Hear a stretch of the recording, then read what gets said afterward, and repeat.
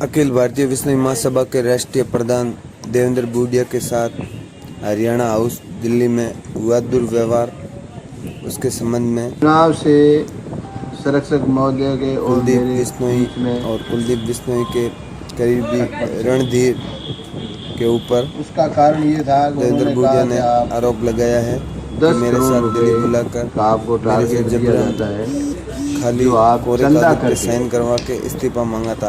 तो मैंने उनको समाज बोला से था चंदा कि करके मैं इस्तीफा और ना विष्णु समाज के संरक्षक कुलदीप उसमें मैं बिश्नोई के ऐसा सामने खबरा दूंगा।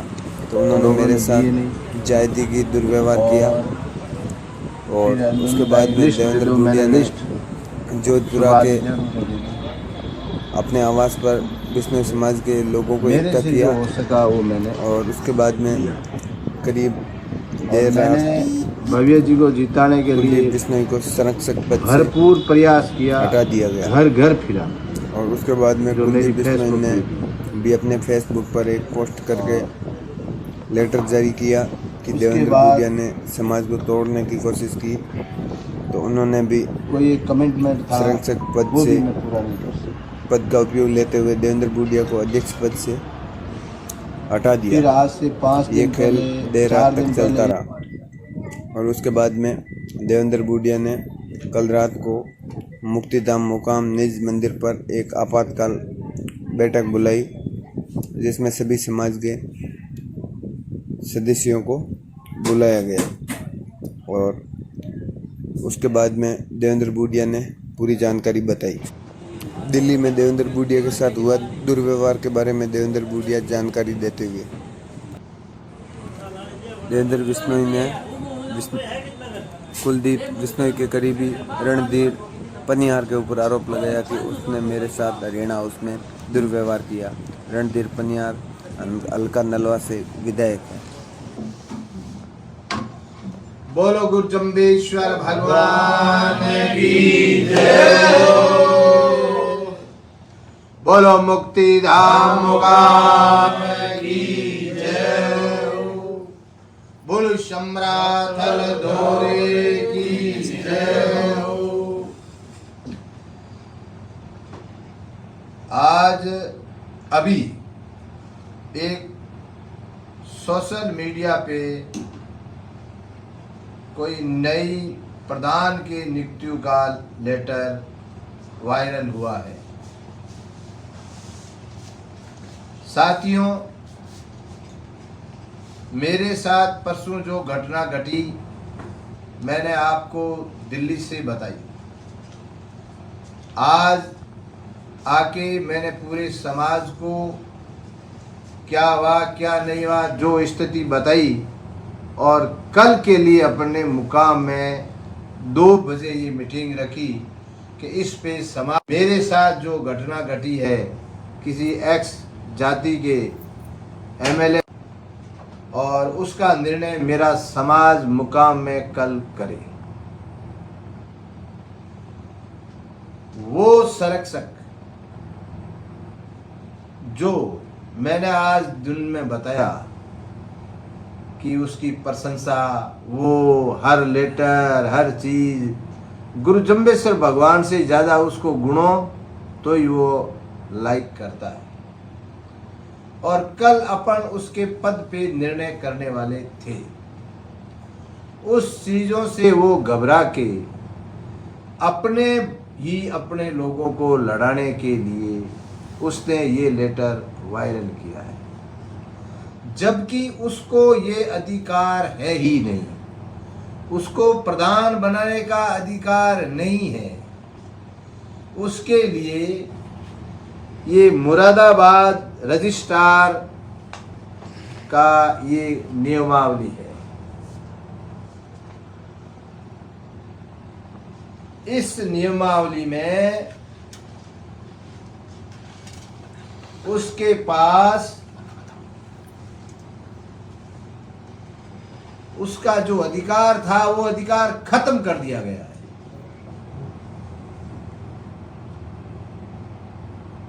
नौ 2/2024 मैं आपको पढ़ के सुनाता हूं। जो मुरादाबाद रजिस्ट्रार का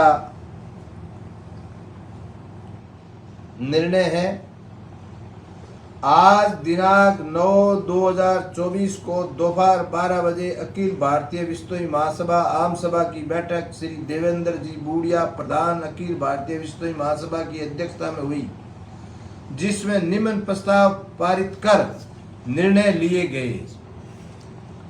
प्रस्ताव नंबर 1, आज अखिल भारतीय विश्नोई महासभा की आम सभा की बैठक की कार्रवाई महासचिव अखिल भारतीय विश्नोई महासभा ने माननीय अध्यक्ष महोदय अखिल भारतीय विश्नोई महासभा की आज्ञा लेकर अनुमति प्रारंभ की। सदन में पिछली बैठक की कार्रवाई पढ़कर सुनवाई गई। सदन से पिछली कार्रवाई की पुष्टि का अनुरोध किया। निर्णय सदन द्वारा सहमति ध्वनिमत से पिछली कार्रवाई की पुष्टि की। सर्वसम्मति से अनुमोदन किया गया। सभी प्रस्ताव पारित किए। बैठक कार्रवाई प्रारंभ करते हुए संस्था प्रधान श्री देवेंद्र बूढ़िया ने अपने अध्यक्षीय संबोधन में सदन को अवगत कराया कि दिनांक 25/7/2021 को की बैठक के अंत में ये प्रस्ताव पारित किया गया था कि संस्था के किसी पदाधिकारी सदस्य द्वारा अपने कर्तव्यों का निर्वहन नहीं किया जाता है, संस्था के सदस्य उद्देश्यों के विपरीत कार्य किया जाता है, तो ऐसी स्थिति में संरक्षक महोदय को अधिकार होगा कि वे कार्यकाल के मध्य में किसी भी प्रबंध कार्यकारिणी पदाधिकारी सदस्य को हटाकर नए अधिकारी सदस्य को कार्यकारिणी के रिक्त स्थान पर नियुक्त कर सकते हैं। वो उस टाइम था। इस प्रस्ताव पर सदस्यों के बीच में आक्रोश नाराजगी है, क्योंकि यह अधिकार संस्था नियमावली प्रतिकूल है, जिससे संस्था की बैठकों के सदस्यों में नाराजगी बनी हुई है।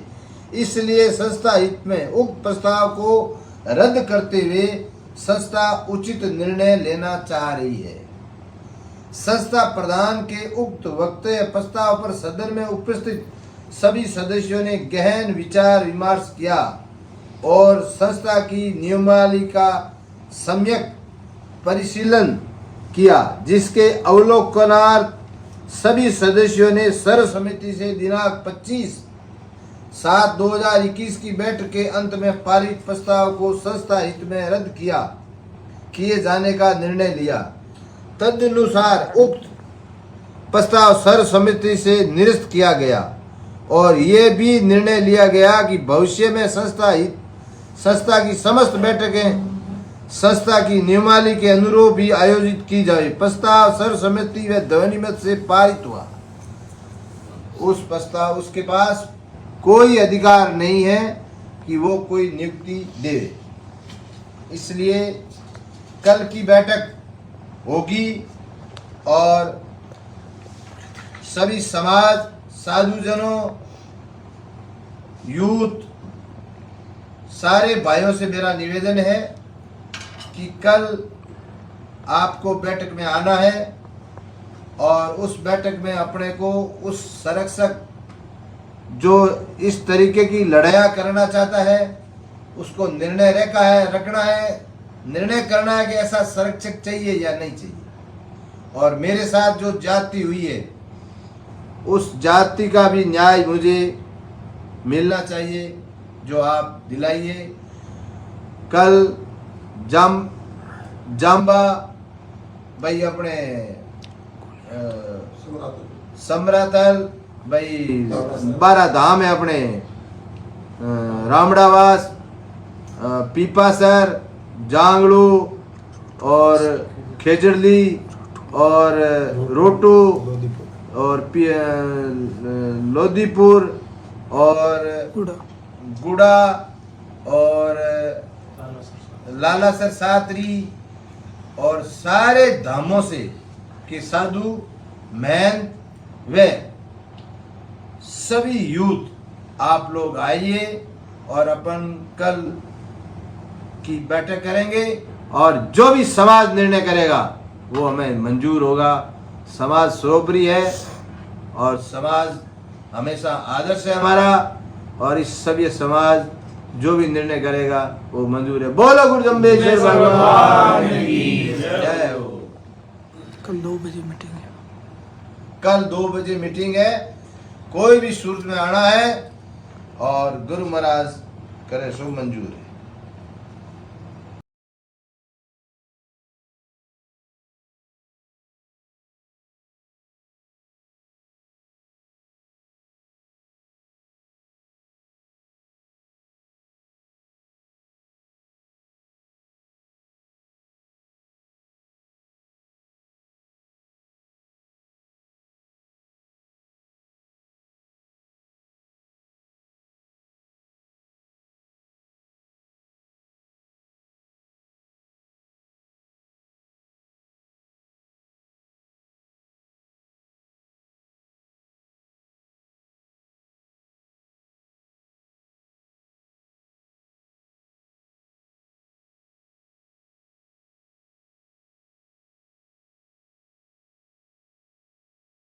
सर, मेरे बिश्नोई समाज के तमाम भाई और बहनों से मैं नमस्कार करता हूं और आज मैं आपकी अदालत में मैं अपनी बात इसलिए रख रहा हूं कि मुझे 2 दिन से जो घटनाक्रम चल रहा है, मेरे भाई देवेंद्र बूडिया जी ने जिस तरह से जो हालात पैदा किए समाज में, ये अपने निजी स्वार्थ के लिए अपने को बहुत अधिक पीड़ित बता करके लोगों को गुमराह करने की जो कोशिश की है।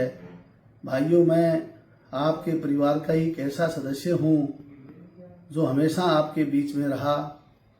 मेरी भाई देवेंद्र बूडिया जी से घनिष्ठ मित्रता थी, है और रहेगी, परंतु मुझे समझ में नहीं आया कि कल के जो घटनाक्रम को उन्होंने जिस तरह से प्रदर्शित किया, मुझे ज़बरदस्त पीड़ा हुई। उन्होंने कहा कि सुबह 11 बजे मैं अपनी बात रखूंगा। मुझे 11 बजे भी मैंने जब ये पता किया तो उन्होंने कोई बात नहीं रखी। फिर 2 बजे की बात आई और फिर शाम को भाई ने जब ये अपनी बात रखी तो मैं वो वीडियो देख रहा था।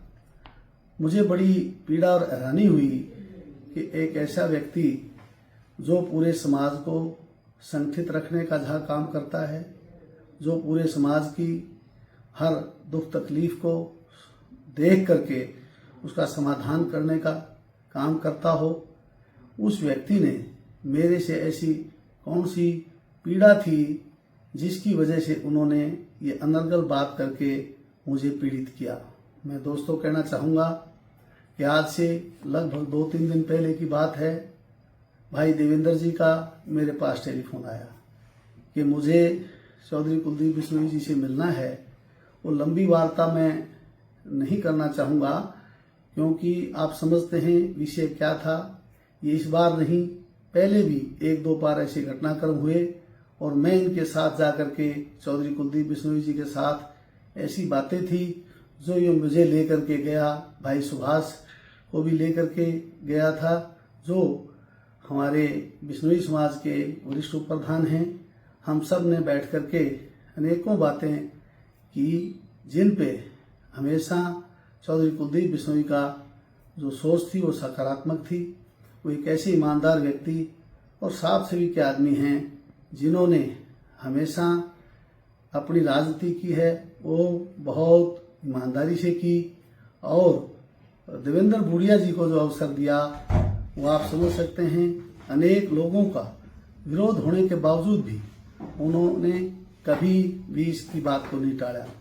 आज जो बातें चौधरी कुलदीप बिश्नोई जी ने कही वो भी काफ़ी पीड़ादायक थी और मैं एक ऐसा सामाजिक व्यक्ति हूँ जो मेरे समाज में मैं आज भी सह संरक्षक के रूप में हमारे समाज का जो बातचीत हैं उनमें मेरा एक विशेष स्थान है। सह संरक्षक के रूप में मैं आज भी काम कर रहा हूं और अनेकों ऐसे सामाजिक समझौते हों, कोई बातें हों, वो सब मैं बैठ करके सुलझाने का काम मैं स्वर्गीय चौधरी भजनलाल जी के राह कदम पर चल करके करता हूं।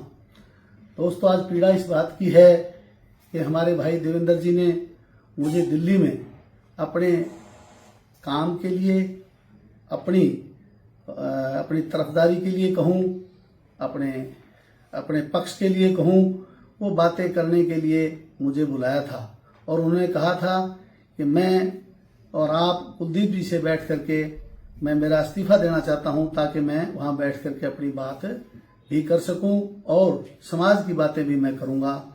तो मैंने कहा समय मेरे पास बहुत कम है, मुझे आप बता दें क्यों मेरे प्रोग्राम हैं 18 से 20 प्रोग्राम। इन्होंने 11:15 बजे का समय मुझे दिया। मैं 11:15 बजे से वहाँ पहुँच गया। जैसे ही पहुँचने वाला ही था मुझे संदेश मिला कि वो आज नहीं आ रहे। इन्होंने वहाँ हॉस्पिटल का एक चित्र दिखाया जिसके को मैं देख करके मुझे बड़ी यूँ लगा कि भाई बीमार हो गया। तो मैंने कहा देवेंद्र जी, अगर आपने नहीं आना था तो मुझे फ़ोन कर देते और मैं वहाँ कम से कम अपने जो कार्यक्रम थे उनको कर लेता। इन्होंने बहुत बढ़िया तरीके से मुझे कहा, भाई मैं अचानक बीमार हो गया और मैं आने में सक्षम नहीं था, ना फ़ोन करने में सक्षम था, इसलिए अब शाम को आऊँगा, 3 बजे की फ़्लाइट है और 4 बजे आ जाऊंगा। कहाँ आऊँ, कहाँ बैठें? मैंने इनको कहा कि आप इसमें आ जाना, हरियाणा भवन में। बोले वेदांता में पहले दवाई ले लूँ या बाद में आऊँ? मैंने कहा भाई पहले आ जाइए, क्योंकि मैं बहुत देर से वेट कर रहा हूँ, और फिर अपनी बात करके मैं निकल जाऊँगा। भाइयों, बड़ी अच्छी सौहार्दपूर्ण में बात हुई और भाई ने मेरे पास लगभग 6:15 बजे पदार्पण किया। मेरे पास बैठ करके बहुत बढ़िया तरीके से उन्होंने अपनी बातचीत की और ये कहा कि चलो राजी खुशी कमरे से हम उठ करके गए तो वहाँ चाय आदि पी करके, क्योंकि इनके हाथ दूसते हैं, कि चाय पी। मैंने कहा पी ले भाई पूरी। बोला नहीं यार, आदि पी लेंगे, और हम फिर चलने की तैयारी कर ली। मेरे कमरे में जो छोड़ के गया इसको मेरा ड्राइवर था केवल, और फिर चाय लेके आया एक बहरा था। भाई ने कहा इस वीडियो के माध्यम से मैंने देखा कि 5 लोग थे। ये अपने दीन धर्म और गुरु जमेश्वर भगवान की कसम खा करके अगर मुझे ये कह दे कि भाई अकेला नहीं कहे, आपकी एक ऐसी कमेटी बनाएं समाज की जिसमें साधु संत लोग भी हों, जिसमें मौजूदा विधायक हैं आपके समाज के, पूर्व के मंत्री हैं, आज के मौजूदा मंत्री हैं, और प्रबुद्ध लोग हैं, और आपकी एक ऐसी कमेटी है समाज की बहुत बड़ी। इनके ये सब साथी मिल करके वहाँ हरियाणा भवन में बैठ जाएं, समय तय कर लें, क्योंकि कल आपने मीटिंग बुलाई है 2 बजे। मैं देख रहा था किसी भी साथी ने ये नहीं कहा। मुझे बड़ी तब अफसोस और झटका लगा कि जब कोई एक व्यक्ति अपना पक्ष रखता है तो उसकी केवल बात सुन करके उस पर अमल नहीं करना चाहिए। उनको अमल तब करना चाहिए पंचायती लोगों को, दूसरे भाई की बात को सुने। मैं अपनी अनेकों बातें ऐसी हैं जो बैठ करके देवेंद्र बूडिया जी मेरे बड़े भाई हैं, वो और मैं और आप लोग जो साथी हैं आपकी कमेटी, मैं मेरे समाज के साथियों से भी अभी तक मैंने नहीं कहा, ना मैं उनको बुलाऊंगा। क्यों कि मैं जब आपके समाज ने फैसला किया है तो आपके समाज पर मैं काफ़ी विश्वास करता हूं। मेरे समाज के लोग भी मुझे बहुत, मेरे ऐसे साथी हैं जो बहुत सामाजिक रूप से बहुत ऊंचे दर्जे के लोग हैं, परंतु मैं किसी भी तरह से इसको ऐसा टकराव नहीं देना चाहता कि एक पक्ष और दूसरा पक्ष अलग अलग सामाजिक सोच के लोग हों, अलग अलग समाज के लोग हों, ताकि वो, मैं इसलिए नहीं करना चाहता इकट्ठे कि कहीं कंट्रोवर्सी ना हो। मैं ऐसा सामाजिक व्यक्ति हूँ जो साधारण तौर पर समाज में को जोड़ने का काम करने वाला व्यक्ति हूँ।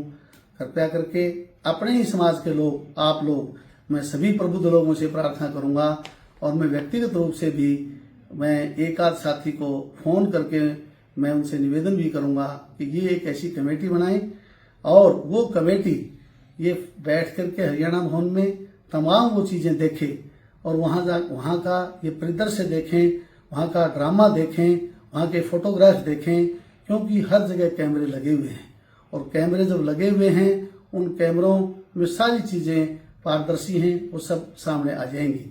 मैं इसलिए भी दोहराना चाहता हूँ मेरी बात कमेटी बनाने के लिए, और मेरे साथ न्याय हो। और मैं काफ़ी पीड़ित हूँ, कल से मुझे बड़ी पीड़ा है। बहुत से ऐसे फोन आए, उन्होंने मेरे से पूछा, मैंने सबको एक ही जवाब दिया, परमपिता परमेश्वर और गुरु जमेश्वर भगवान अच्छा करेंगे, सद्बुद्धि आएगी। और मैं समझता हूँ कि मेरा भाई जिस तरह के जो बात की हैं, जिस तरह के लांछन लगाए, अगर उसमें एक बात भी सच हो तो मैं उसका गुनाहगार हूँ। भाइयों, बातें मैं आपके बीच में इसलिए लेकर के आया हूँ, सामाजिक व्यक्ति होने के नाते समाज में कटुता ना आए, लोगों में दुर्भावना पैदा ना हो। हमारा और आपका हमेशा एक ऐसा रिश्ता रहा, चाहे मुकाम का क्षेत्र हो, चाहे गुड़गांव में धर्मशाला की बात हो, दिल्ली की धर्मशाला की बात हो, हिसार में कार्यक्रम हो, मैंने कोई एक ऐसा कार्यक्रम नहीं छोड़ा जिससे कि मैं आपके पंथ और समाज में नहीं रहा हूँ। हर तरह का योगदान मेरा आपके समाज के साथ रहा, आपके समाज का भी मेरे ऊपर बड़ा योगदान रहा, आशीर्वाद रहा। मैं आप सबका आभारी हूँ। भाइयों, एक तरफा बात अच्छी लगती है, मैं पुनः दोहराना चाहता हूँ कि मैं अगर गलत हूँ या देवेंद्र भाई गलत हैं तो भी मैं आपसे एक प्रार्थना करूँगा कि वो गुरु जमेश्वर भगवान का नाम लेने वाले व्यक्ति हैं, मैं भी गुरु जमेश्वर भगवान में आस्था रखता हूँ। आप सभी प्रबुद्ध लोग, सभी पॉलिटिकल लोग, सामाजिक लोग, आप बैठेंगे और देखेंगे, जब वो वीडियो देखेंगे, वो दृश्य देखेंगे, हम सब हतप्रभ रह गए कि मैंने तो सोचा कि भाई देवेंद्र जो नीचे जब बैठा था वहां पे, और जब मैं बाहर देखा उसको तो मैंने सोचा कि भाई बीमार है। और उन्होंने मेरे को कहा कि मैं अभय सिंह चौटाला जी से बात कर रखी है, मैं रणधीर दवाई भी लाऊंगा। मैंने कहा भाई कोई बात नहीं, वो नहीं है तो मैं ले चलूंगा। मैंने पूरा प्रयास किया, ये 2 जगह बैठ गया, दोनों जगह मैंने, और भी अनेकों लोग बैठे थे, मंत्री थे, पूर्व मंत्री खड़े थे, पुलिस प्रशासन था बिल्कुल। तो वहां पे मैंने 2 बार इसे काफी हद तक निवेदन किया और मुझे लगा कि कहीं ना कहीं इनको जो ना, मैं 2 बार जब इनको कहा कि आप चलो लेके चलते हैं आपको हॉस्पिटल, तो कहा मैं अपनी गाड़ी में जाऊंगा। मैंने जब गाड़ी देखी बाहर तो गाड़ी भी नहीं थी। मैंने कहा कौन आदमी आपके साथ है, इसने बताया भी नहीं। तो मुझे नहीं लग रहा था मैं कि भाई ये कोई आदमी जो है ठीक से बात कर रहा है। मुझे अपने मन में ही ऐसा हुआ कि या तो ये आज कोई अनकॉन्शियस है या बीमार है, ऐसा लगा मुझे। तो मुझे मैं पीड़ा हुई इस बात की। एक बार इसने मुझे ये भी कहा कि भाई मेरे फोटो खींच लिए। अरे मैंने कहा फोटो खींच लिए, अभी तो हमेशा ही फोटो खिंचाते हैं दोनों भाई, फेसबुक पे लगाते हैं, तो वही फोटो डिलीट कर देते, तेरे को अच्छे नहीं लगे तो कोई बात नहीं। मैंने इनको अपने ड्राइवर को कह के मोबाइल पकड़ा दिया। इन्होंने मोबाइल पे कोई छेड़छाड़ नहीं की। मैं कहना चाहता हूँ सामाजिक सौहार्द के लिए, आपस के अच्छे संबंध के लिए मैं प्रार्थना करता हूँ भाइयों कि मेरे साथ न्याय करो और 21 आदमी की कमेटी बनाओ, 20 की कमेटी बनाओ, 25 की कमेटी बनाओ, और वो कमेटी में हमारा भाई जो है देवेंद्र बूडिया जो समाज का प्रतिनिधित्व करता है उसको कमेटी के तौर पे भी शामिल करके उसी से न्याय करवाना, ताकि मुझे भी ये पता लगे दुनिया में वही कहीं न्याय मिलता है। भाइयों उन्हें आपसे प्रार्थना है, मेरे से कोई गलती या भूल हुई हो कोई बात कहने में, तो मेरे समाज के साथियों से मेरी प्रार्थना है कि आकर के मेरे पक्ष को अवश्य सुने, हम दोनों भाइयों के पक्ष को सुने, और इसके बाद जो निर्णय हो वो मुझे स्वीकार होगा आप सबका। इसलिए पुनः आप सबका धन्यवाद करता हूं। आशा और उम्मीद करता हूं कि आप मेरी बात को सुने बगैर किसी प्रकार का फैसला ना लें, ऐसी मेरी भावना और उम्मीद है और प्रार्थना है। धन्यवाद।